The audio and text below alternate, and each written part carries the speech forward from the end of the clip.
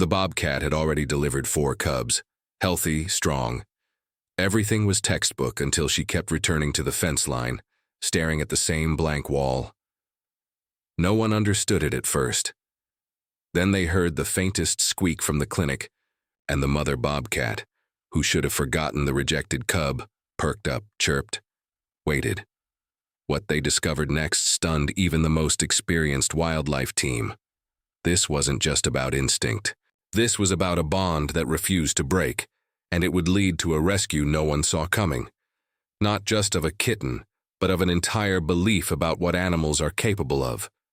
The morning fog clung low over the Ozark Hills, thick as cotton, and slow to lift. It rolled through the longleaf pines like ghosts reluctant to leave. At the far edge of Red Pine Wildlife Refuge, the first gold of sunrise lit up the frost-tipped grass, and the corrugated roof of an old feed barn converted into a research shed. Inside the chain-link enclosures past the South Trail, bobcats stirred. Not all at once. Most were still curled in sleep, invisible in their brush-laden dens. But one wasn't. Luna. She was pacing back and forth, slow, deliberate steps over ground she'd walked 1,000 times. Her amber eyes were sharp but distant. Her thick tail twitched like a fuse. Riley Jameson squinted at her from across the yard. A battered thermos of black coffee in one hand, the other buried in the pocket of a flannel jacket that had seen too many mountain winters. His boots cracked over the frosty grass as he approached, moving slow, not wanting to spook her. "Morning, girl," he called softly, voice rasped from sleep and caffeine. "You doing your own patrol again?" She didn't answer, of course, but she paused mid-step, ears perked, eyes flicked toward him, held his gaze a second longer than usual, then resumed her pacing, this time a little more erratic, like something was pressing under her skin. Riley frowned. He'd seen wild animals under stress. He'd seen worse in Afghanistan. But this wasn't battlefield tension. This was something primal, something deep in the belly. He reached for his radio. "Clay, you up yet?" A crackle. Then, a familiar southern drawl came back. "I'm never asleep long enough to count. She's acting funny again." Funny how? Restless pacing. Like she's looking for somewhere to hide, but not scared. More like she's waiting for something. There was a pause on the line. "She might be going into labor," Riley added. "But we had her clocked for another month, didn't we?" "Yep," Clay said. "If she's nesting now, we're off. I'll be there in 20. Riley clicked off and crouched near the fence line. Luna didn't hiss, didn't retreat. She stared at him. Her flanks rose and fell fast. Then came a low, broken sound. Not quite a growl, not a purr. Somewhere between pain and panic. She dropped to her side. Riley stood up straight and muttered under his breath. "Shit. She's starting." Luna hadn't always belonged to the mountains. 18 months ago, she'd been nothing but bones and dirt-colored fur, stuffed inside a rusted-out cage, behind a roadside zoo on a back road in Mississippi. No enrichment, no sunlight, no reason to breathe except survival. When they brought her to Red Pine, her paws were bloody. She hadn't eaten in days, wouldn't even look anyone in the eye. Clay Montgomery, the refuge's aging vet and reluctant, legend in wildlife medicine, had been the one to kneel beside her on day 1. He didn't speak, didn't touch her, just sat, observed. After a few minutes, he muttered, "This cat's seen hell." It took months, real months, for Luna to trust anything. She wouldn't eat unless left entirely alone. Wouldn't sleep unless... The den was triple shielded from sight. It was Riley, with his quiet way and worn-out guitar, who made the first real progress. He started sitting outside her enclosure at dusk, strumming slow Appalachian blues. Not singing, just presence. No pressure. Some nights, Luna stayed hidden. Others, she would edge closer, ears twitching. After 6 weeks, she began to sit near the fence. After 3 months, she chirped once when he arrived. It was the only sound she ever gave him. Then came Scout, a younger male, maybe 2 years old, brought in after his mother was found dead near a firebreak. Scout was healthy but jittery. The team hoped Luna might take to him. At first, she didn't. There were growls, swats, standoffish pacing. But then something shifted.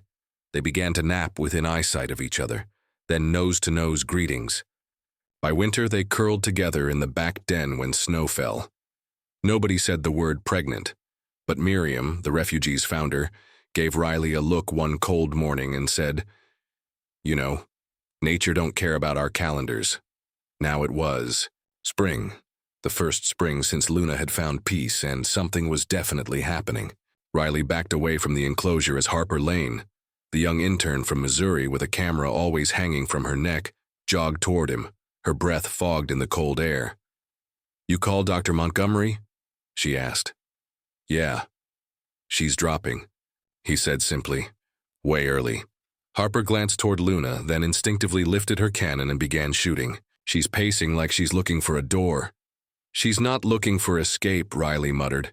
"She's looking for control." He turned to Harper. "No flash, no sudden moves." "I know," she whispered. "This might be something." 15 minutes. Later, Clay's dusty Dodge pickup groaned up the gravel path. He stepped out in jeans and boots, no coat, shirt half-buttoned, a red vet bag slung over one shoulder. His silver hair was pulled back into a loose tie, face weathered like pine bark. "Where we at?" he asked. "Contractions started," Riley said. She dropped to the ground, breathing shallow. Real shallow. They approached slowly. Luna was curled, in a far corner of her den box, tail flicking, legs twitching. Her breathing was labored now. She let out a guttural noise that turned Riley's stomach. "She's in active labor," Clay said, "which means this ain't a false start. She's early, though," Harper added. "Yep, she is." Inside the enclosure, Luna shifted her weight, let out a noise that sounded almost like a sob, then collapsed again. Her eyes locked with Riley's once more, and then her whole body clenched. A deep shudder, a sharp cry, then silence. The first contraction had truly hit. Clay tightened the strap on his bag. "Let's hope she's stronger than nature planned for." The wind shifted as the first cries of life broke through the stillness. Inside the den box, Luna let out a raw, guttural yowl, not of pain, but of primal power. Her flanks heaved, muscles clenched, and in one fluid push, the first of her offspring entered the world. Wet, shivering, and no bigger than a bar of soap, the cub slid onto the bed of pine straw. Harper gasped quietly behind the lens of her camera. "She's doing it," she whispered, capturing every second. The dim early light caught a glimmer of movement as Luna instinctively turned, licking the cub's face and body with slow, deliberate strokes, clearing its airway, nudging breath into its lungs. Then came the sound, a faint squeak, weak but there. Clay, standing just beyond the wire with his hands folded and eyes locked on the scene, muttered, "That's one." Riley exhaled for the first time in what felt like hours. "Good girl, Luna." Real good. Time moved differently in moments like this, thick, stretching seconds into whole lifetimes. 10 minutes later, she pushed again. Another cub, stronger, the fur a darker hue. Luna repeated the ritual, clean, warm, nudged to life. "Two," Clay said, nodding once, and then a third and a fourth. Each delivery brought renewed pain, but also precision. Luna labored like she remembered this from another life. No panic, no hesitation. The cubs squirmed and cried, their soft spotted coats still damp but already beautiful. 4 cubs, Harper, breathed. "Isn't that kind of a lot?" Clay's brow furrowed. "It's on the higher side, yeah, but not unheard of." "She's a damn warrior," Riley murmured. The morning mist had lifted now, revealing the full sprawl of the refuge. Birds had returned to their usual songs. The hum of forest life resumed. But inside the den box, Luna was not finished. She shifted again, restless, eyes unfocused. Her breathing became labored once more, longer intervals. Her body strained. Clay's tone changed. "Something's not right."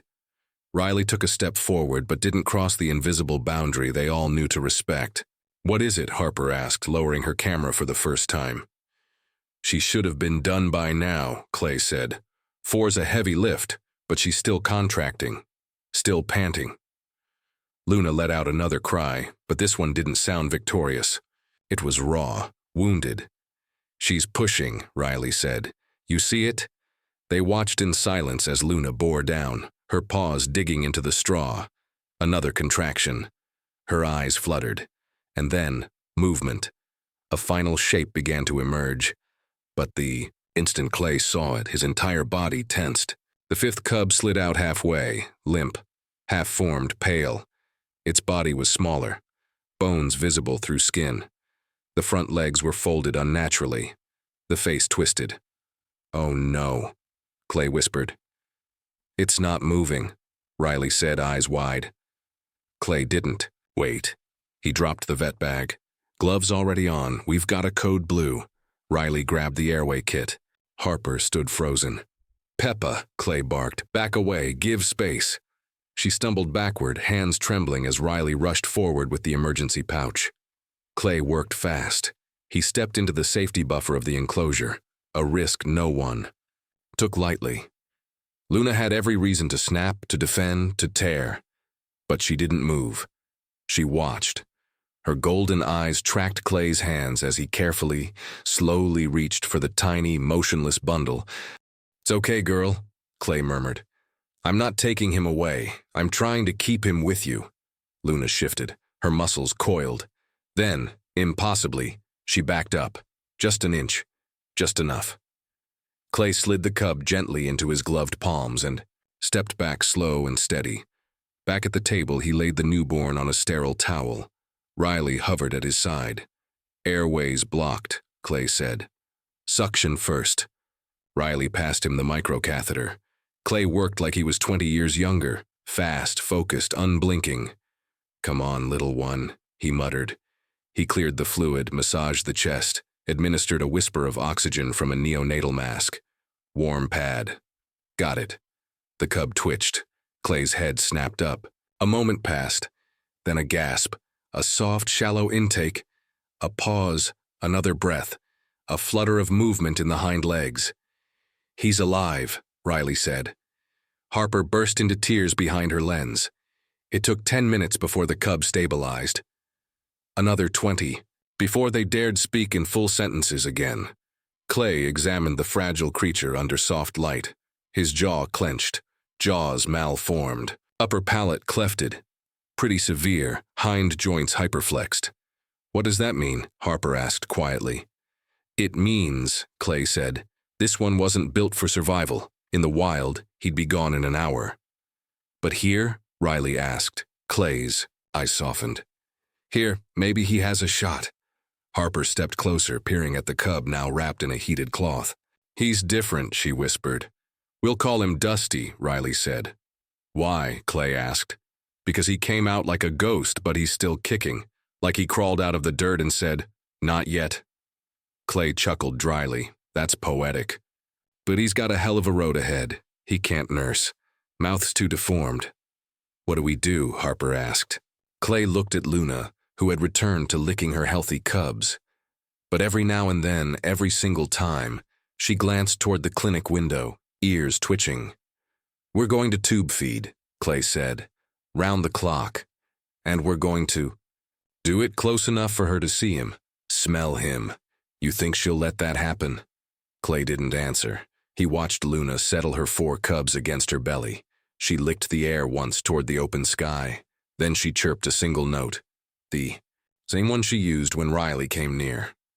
She already did, Clay said. Dusty didn't look like much of a fighter, but no one could deny he was one.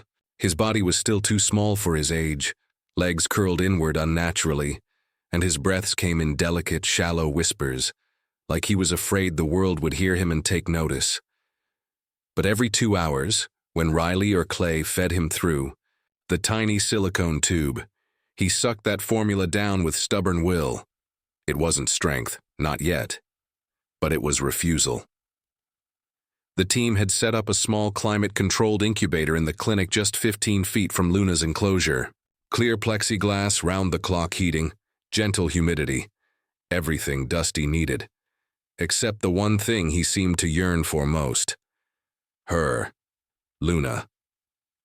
From the moment Dusty had been taken, Luna had grown restless. She cared for her 4 cubs. She groomed, fed, chirped to them with rhythmic affection.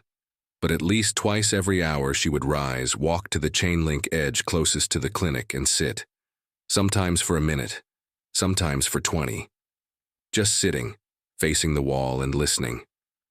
She never growled, never called out.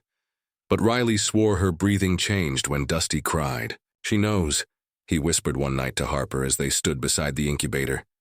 "Every time he squeaks, she comes closer." Harper was watching from behind her lens, capturing the low light on Dusty's matted fur. Clay, sitting across the room, leaned back in his rolling chair and let out a breath. Instinct. She knows she's one short. "No," Riley said more firmly now. "She knows it's him. Her baby. Not just a missing count, a missing piece." Clay raised an eyebrow but didn't argue.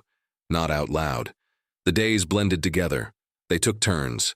Riley, Clay, Harper, and a few trusted volunteers followed a strict feeding and monitoring schedule. By the 3rd day, Riley looked like hell. So did Clay, though he'd never admit it. Harper had started leaving soft cloths in Luna's den, ones they'd kept with Dusty, rubbed gently against his fur.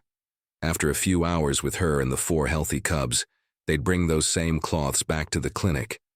It wasn't science, it was faith, and it started to work.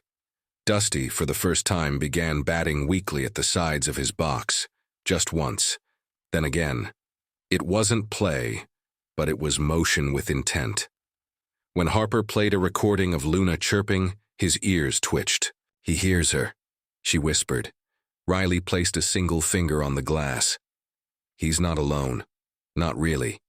By the end of the week, Dusty had gained 12 grams. It wasn't much, not nearly enough, but it was enough for hope to grow teeth. Miriam Davis, founder of Red Pine, returned to the clinic for the first time since Dusty was born. She leaned heavy on her cane, bones crackling with every step, and eyed the kitten in the incubator like she was staring at a campfire from decades ago. "Looks like a spitball with ears," she grunted. Clay chuckled. "He's small, yeah, but mean," Riley added, smiling. "He swats like he's got something to prove." Miriam leaned closer, watching the tiny bobcat struggle to roll onto his side. "Sometimes," she said softly, "the wild survives not with teeth or claws, but with will. Sometimes it survives through us." Clay shifted uncomfortably. Miriam straightened. "He needs his mama." "We all agree on that," Clay said. "But he can't nurse, not with that jaw. We can't risk him choking or taking food from the others." "So we don't just give him back," Riley said. "We give him back carefully." The idea was Harper's supervised reintroduction. Not full. Time not unsupervised, but a small moment. A chance. "Let's try 5 minutes," she suggested. "If she rejects him, we pull him out. If she doesn't, maybe she'll remember more than just instinct." Clay was quiet. Then he finally nodded. 5 minutes. No longer. They chose dawn. Luna was usually calm after her night feedings. Her 4 cubs would be dozing, the den warm and still. Riley was the one to carry Dusty. The tiny kitten was wrapped in a soft towel, trembling slightly as if he could feel what was about to happen. As they reached the enclosure, Luna was already awake, sitting near the corner again, watching, waiting. "She knows," Riley said under his breath. Clay unlocked the outer gate. Riley entered alone. Luna didn't move. "Hey, girl," Riley whispered. "We brought someone back." Step by slow step, he walked to the edge of the den box, knelt, and unwrapped. Dusty. Luna rose, her muscles tensed. Everyone held their breath. She stepped forward, one paw, then another. Dusty squeaked, a faint hoarse sound. Luna froze. Her ears flicked. Then she chirped. The same sound she used for the others. Another step.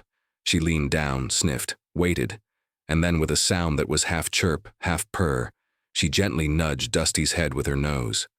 No rejection, no hesitation, just recognition. Riley's eyes welled. Harper was already crying. Clay, behind the glass, stood frozen. Luna lay down slowly, curling her body around the small kitten. The others began to stir. One rolled toward. Dusty sniffed him curiously. Another pawed his ear. Luna shifted, blocking the motion with her tail, shielding Dusty without aggression. "She's protecting him," Harper whispered. "She knows he's fragile." The 5-minute timer passed, then 10. Dusty wriggled gently against her side. He didn't try to nurse. He couldn't. But he burrowed into her warmth like it was all he'd been waiting for. "Time's up," Clay said quietly. Riley knelt, hand hesitating. Luna's eyes locked on his, but she didn't move. He reached in, lifted Dusty gently. This time, Luna chirped once, and let him go. Over the next few days, the supervised sessions continued. 10 minutes, then 15. Always under watch, always careful. Dusty began responding more, moving more, making sounds. Riley noticed first. "He's not just alive," he said one evening. "He's learning." Clay nodded, though reluctantly, and Luna's teaching him. The breakthrough came on a Friday. Dusty, still underweight, made a weak attempt to crawl to his siblings. His back leg slipped. He flopped. But Luna nudged him forward gently, twice, and the others didn't push him away. They waited, watched. One even licked his ear. Harper caught it all on film. Riley stood beside her, whispering, "She's not just accepting him, she's showing us how to help." That night, Clay sat alone in the clinic. He looked down at the medical file. Dusty. Male. Day 12. Gaining weight, movement improving, risk level unknown. He closed the file, then wrote 4 words across the top. Surgery window approaching fast. The morning of the surgery dawned dark and heavy. A line of storm clouds had crept in overnight, dragging a hush over the refuge. Even the birds seemed to hold their breath, chirping less and softer, like they too sensed the weight of what was coming. Inside the clinic, the usual. Routines were replaced with focused tension. Tubes were coiled and sanitized. Monitors were double-checked. Every corner wiped and re-wiped until it gleamed sterile. Dr. Pratt, Lyanna Brooks, had arrived just before sunrise, her van packed with enough high-tech gear to outfit a pediatric OR, just over 5 feet tall. With coffee-colored eyes and a voice that rarely rose above a whisper, she didn't look like the type to handle a scalpel, until you saw her hands. They were steady. Too steady to be anything but the hands of a surgeon who danced this edge between life and death before. "I'll need full silence once we begin," she said, scanning the pre-op scans Riley had prepared. "Understood," Clay replied. He was calm. Too calm. The kind of calm that comes only when a man's heart is racing underneath. Dusty lay in his incubator, already sedated, but not fully under. A faint mewl escaped his lips as Lyanna checked his vitals. "Palate deformity runs midline," she said almost to herself. "Small, but it splits the hard palate. That's why he can't nurse. Milk would flow straight into his lungs." "And the joints?" Riley asked. "Manageable for now. What we need to fix today is his chance to feed without choking." Clay cleared his throat. "We've got about 90 minutes of anesthesia before we hit the danger zone." Lyanna nodded. "Then let's not waste a second." The night before, no one had slept much. Harper had curled up in the corner of the clinic, camera on her chest, exhausted but unwilling to go home. Riley had played his guitar outside Luna's. Enclosure in the dark, soft chords drifting like lullabies. And Clay, he just sat beside the incubator talking to Dusty, telling him stories about his old dog, long gone. About the first Bobcat he ever treated. About the time he almost gave up being a vet because loss hurt too much. "You remind me of her," Clay had said. "Too stubborn to die. Too small to understand the odds." Dusty, as always, said nothing. But his tiny chest kept rising. By morning, everything was in motion. Dusty was prepped, anesthesia flowing, lights adjusted, tools sterilized, monitors beeped with eerie rhythm. Harper stood behind the glass, filming. Clay hovered near the machines, checking vitals every few seconds. Riley had stepped outside, unable to watch the opening incision. But he didn't go far. He sat under the gray sky, whispering to himself, just waiting for the sound of a door opening and the news that Dusty had made it through.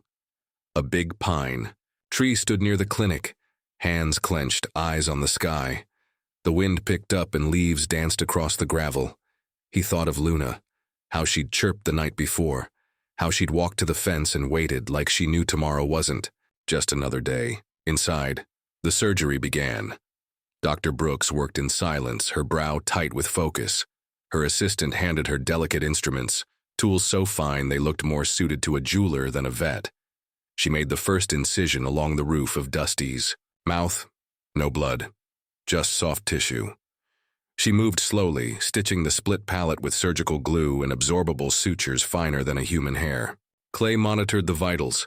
The heart rate dipped once, twice. "Come on, Dusty," he whispered.